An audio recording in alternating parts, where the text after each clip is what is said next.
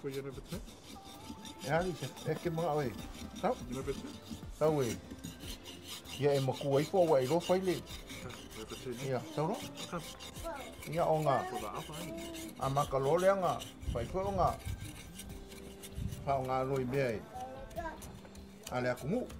Ia, o me singa ale akumu o. Ava fei lo inga. Hey, my name's Tanuai, Ropena Maku Tanuai, and privileged to have you guys here in our little bubble. Pandemic's been difficult, it's been challenging, this whole level 4 lockdown. However, for us it's also been a blessing because what we have been able to do as a family is sort of come back to our roots. Fai foi o whaakau. Ia. Ai leo whaakau o ngo. Whaakau pui ngai aore. O ngā ruenga ma. Ai mai seo. Maro ki ngā soa.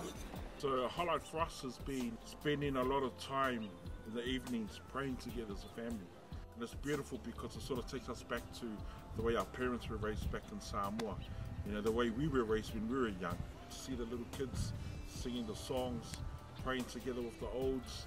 Because of the lockdown, we all sit together in the living room and then we celebrate Mass together with Bakele, who runs this online masses out of St. Joseph's in Grey Lynn.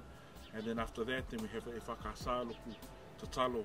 And then the old man will come and bring us together and do a final tatalo before we have our tunai, which is beautiful.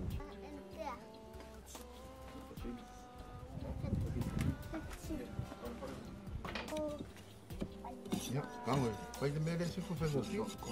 Ja. Ja, simple. Simple. Ja, simple. Ja, simple. Ja. Ik ken het ook.